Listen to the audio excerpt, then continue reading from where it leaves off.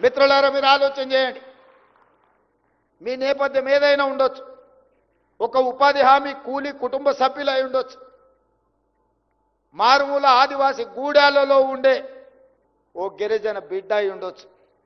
లేకపోతే దళిత వాడల్లో నుంచి వచ్చిన నిర్లక్ష్యానికి లోనైన జాతి అయి ఉండొచ్చు. లేదా పట్టణ ప్రాంతాలలో చదువుకున్న యువకులు అయి ఉండొచ్చు. మీరు ఈనాడు చైతన్యం కలిగి 4 లక్షలకు పైగా పరీక్షలకు అప్లై చేసుకొని 3 లక్షల మంది పోటీ పడితే అందులో నుంచి 562 మంది సెలెక్ట్ అయినారు. మా చీఫ్ సెక్రటరీ గారు 1:700+ అన్నాడు. నేను అలా అనుకోవడం లేదు. 1:3 lakhs. ప్రతి ఒక్కడికి ఇంకొకటి పోటీనే. పరీక్షలు రాసిన 3 లక్షల మంది ప్రతి నిరుద్యోగ యువకుడితోని పోటీ పడ్డట్టే. ఇది 1:700+ స్లాట్స్ కింద డివైడ్ చేసి మీకు కాంపిటీషన్ ఎగ్జామ్స్ కండక్ట్ చేసింది కాదు. మిమ్మల్ని ప్రతివాడు పక్కవాడికే పోటీ. అన్న తమ్ముడు పోటీ పరీక్ష రాస్తే అన్నకు తమ్ముడు పోటీ, తమ్ముడికి అన్న పోటీ.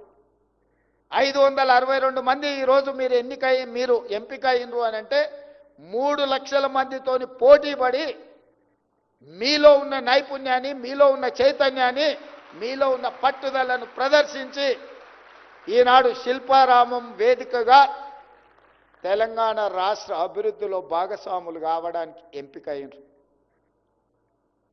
వాళ్ళ కుటుంబంలో ఆనాడు నిజామాబాద్ ఎన్నికలలో ప్రజలిచ్చిన తీర్పును కాదని, కుటుంబ సభ్యులకు నిరుద్యోగం ఉండకూడదని 6 నెలలు తిరిగే లోపల రాజకీయ ఉద్యోగం కల్పించింది. వాళ్ళ బంధువులకు కల్పించుకున్నారు. మీరు ఎందుకు మీ కుటుంబ సభ్యులకు ఇచ్చుకున్నారని మనం ఎన్నడూ అడగలే. నీ చేతిలో అధికారం ఉంది, నీ దగ్గర పెత్తనం ఉంది, నువ్వు ఇచ్చుకున్నావులే అని మేము సర్దుకున్నాం. కానీ 2011 ఉమ్మడి రాష్ట్రంలో గ్రూప్ 1 పరీక్షలు నిర్వహిస్తే 2023 వరకు దాదాపుగా 12 సంవత్సరాలు గ్రూప్ 1 పరీక్షలు నిర్వహించలేదంటే, తెలంగాణ రాష్ట్రంలో 10 సంవత్సరాలు పరీక్ష నిర్వహించలేదంటే ఇంత బాధ్యత రహితమైన ప్రభుత్వం ఎక్కడైనా ఉంటుందా? వ్యక్తులు ఎవరైనా ఉంటారా? వాళ్ళ ఉద్యమకారులని నేను అడుగుతున్నా. ఏ ఉద్యమం, ఏ శ్రీకాంతాచారి, ఏ ఈశాన్ రెడ్డి, ఏ కానిస్టేబుల్ కిష్టయ్య, ఏ యాదయ్య, ఏ యాదిరెడ్డి ఎర్రకోట ముందల ఉరికొయ్యలకు వేలాడి సాధించిన తెలంగాణ స్ఫూర్తి ఎక్కడున్నది మీలో? శ్రీకాంతాచారిని మీరు మర్చిపోయి ఉండొచ్చు, కానిస్టేబుల్ కిష్టయ్యని మీరు మర్చిపోయి ఉండొచ్చు, ఈశాన్ రెడ్డి, వేణుగోపాల్ రెడ్డిని మీరు మర్చిపోయి ఉండొచ్చు.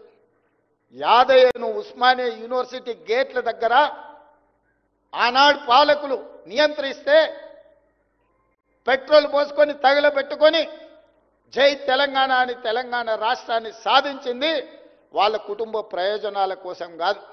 లక్షలాది నిరుద్యోగ యువకులు తెలంగాణ రాష్ట్ర సాధనలో వాళ్ళు బాగుపడతారని వాళ్ళు త్యాగాలు చేసింది. ఏ ఒక్క రోజైనా ఈ పోటీ పరీక్షలు నిర్వహించాలన్న ఆలోచన మీకు వచ్చిందా?